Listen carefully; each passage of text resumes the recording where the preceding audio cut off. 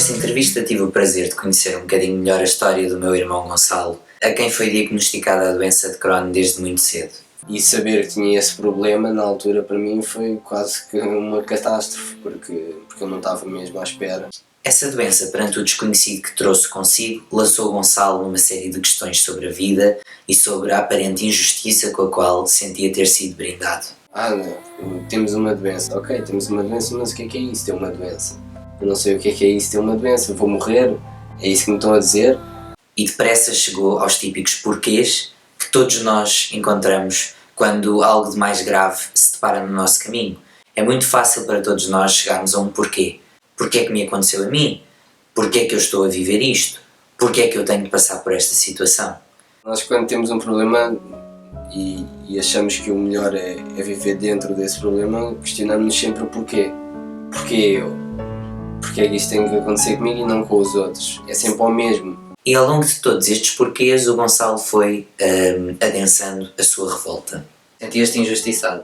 É, uma altura em que sim. Ao ponto de fazer inclusivamente o típico raciocínio que muitos de nós fazemos. Se eu sou boa pessoa, porquê é que eu tenho de passar por este sofrimento? E adicionar mais um porquê aos muitos que toda esta situação lhe trouxe. Sentia muita revolta nesse aspecto porque sabia que não tinha feito mal a ninguém para estar com aquele problema.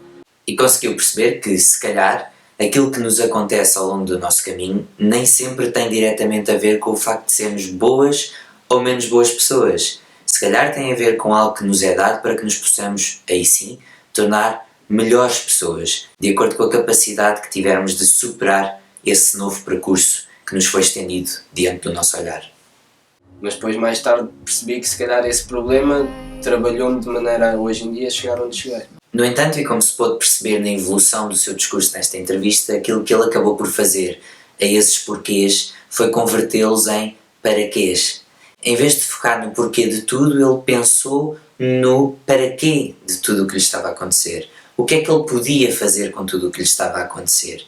E foi a partir daí que ele começou a converter toda a revolta que os porquês lhe trazia na aceitação do para quê que dele dependia. O que é que tu fizeste a todos os porquês que tinha?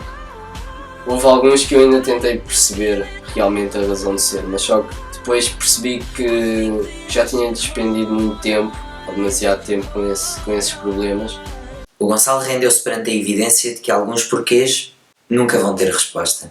E de que às vezes, se nos perdermos muito na busca desse porquê, vamos desencontrar-nos de nós mesmos, vamos desencontrar-nos da essência do para quê que essa experiência guarda para nós, mesmo numa possível ausência de respostas. Porque se nós formos procurar respostas para tudo na vida, acho que a essência acaba por se perder nessa procura. Todo o sofrimento que ele conheceu desde os 11 anos de idade, mais ou menos, acabou por lançar o Gonçalo numa introspeção muito grande desde cedo. E acabou por criar nesta pessoa uma capacidade muito forte de guardar para si os problemas e as dúvidas que esses problemas levantavam. Muito, em parte, com medo de magoar e de sobrecarregar as pessoas que ele mais amava. Nessa fase eu tentei sempre, dentro do possível, guardar tudo para mim e resolver a minha situação sempre, ou quase sempre, sozinho. Por isso acabei por afastar um pouco aqueles que gostavam de mim e que se preocupavam comigo. A adensar aos dilemas que a doença lhe trouxe, a própria medicação da doença acabou por acentuar fisicamente a manifestação dessa doença, nomeadamente a cortisona, que inchou o seu corpo. O que causou, no meio escolar dele, motivo de gozo por parte dos colegas. O Gonçalo, para além da doença de Crohn, nessa sua forma reservada de ser, teve então ainda de enfrentar uma experiência de bullying. Cheguei a apanhar, cheguei a ser filmado também, para porem na internet, e cheguei mesmo a ter a alcunha de monstro, só porque tinha a cara inchada. E perante essa experiência, o Gonçalo deu por si a perguntar exatamente aquilo que alguém que já viveu essa experiência acaba por perguntar. Para quê? Para que isso é necessário? Isso não é necessário? Para quê? Para que é preciso fazer isso a alguém? Para que é preciso massacrar, torturar, humilhar alguém? Uma miudinha chegou-se ao pé de mim e disse, olha, e eu fiquei a olhar para ela e disse, estás horrível, és um monstro. Como é que isso te fez sentir? Na altura que ela disse isso, eu fiquei a pensar, ok, mas isto veio de onde? E a verdade é que muitas vezes os praticantes de bullying não fazem ideia do impacto que aquelas brincadeiras vão ter na pessoa. Muitas vezes aquilo que parecia insignificante, é apenas mais uma brincadeira, mais um gozo com alguém, está a ter um impacto significativo na vida daquela pessoa com quem está a gozar. As pessoas hoje em dia têm muita dificuldade em ver para lá daquilo que lhes está à vista. Porque nós muitas vezes não vemos para lá daquilo que nos é dado a ver. Nós não adivinhamos que aquela vida, que atrás daquele inchaço existe uma doença, que atrás daquela doença existem imensos problemas que aquela pessoa guarda em si e para si. Nós não sabemos. E quando não sabemos, o melhor que temos a fazer, por vezes, é não agir. E eu acho que acima de tudo eu não diria nada a eles, diria antes à pessoa que eu era antigamente. Eu diria, olha, tu vais passar por isto, mas não te preocupes que no final vai tudo acabar bem. Se nós tivéssemos a capacidade de nos colocar no lugar do outro, de escutar estas palavras do Gonçalo e as sentirmos como nossas, nós pensaríamos duas vezes antes de fazer parte de um ato de bullying contra alguém.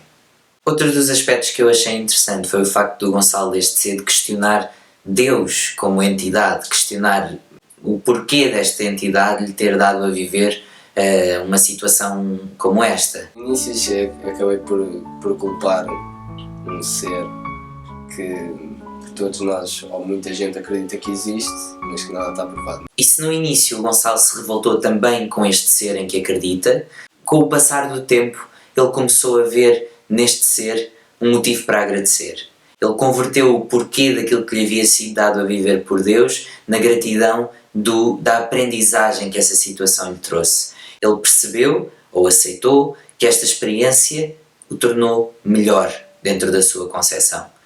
Acima de tudo aceitei porque muita da minha educação também foi criada com base na religião, e em vez de sempre que lhe falava perguntava porquê e revoltava-me, acabei por perceber que existia muito para além de todos esses problemas e existiam muitas coisas que ele me tinha oferecido que no fundo acabavam por me tornar aquilo que sou hoje. Nesse sentido, converteu a sua forma de olhar para Deus de uma revolta para uma aceitação grata e multiplicou as bênçãos que viu na sua vida através da gratidão. E se calhar, com tanta raiva que eu tinha acumulado em mim, acabei por deixar perder coisas bastante interessantes e boas que Deus me ofereceu. Pois acho muito interessante esta visão de Deus que o Gonçalo nos apresenta nesta nossa conversa. Quando ele diz que, para se acreditar em Deus, é preciso acreditar-se em nós. Não é bem por acreditar num ser superior a nós. Acho que para acreditar nisso é preciso primeiro acreditar em nós mesmos. Eu nunca tinha pensado nisto desta forma. Ele desconstrói o raciocínio explicando que se Deus existe e de facto todas estas situações que vivemos são um pôr à prova desta entidade, então é porque nós temos algo a provar. E se nós temos algo a provar é porque temos um valor a evidenciar. E se temos de o evidenciar é para acreditarmos nele.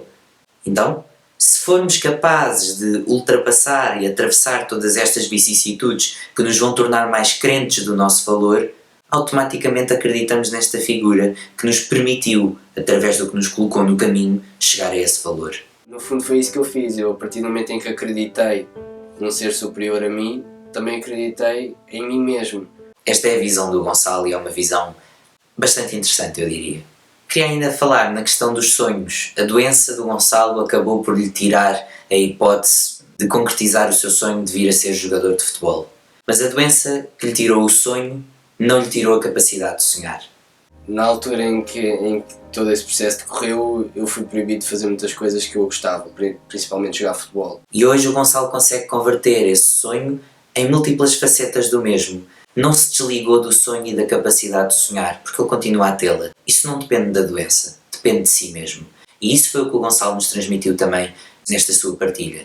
Acabei por encarar o sonho, ou a impossibilidade de realizar esse sonho, de uma diferente perspectiva, que foi: ok, eu não posso realizar o sonho da maneira que eu queria, mas se calhar posso realizar um sonho dentro desse sonho.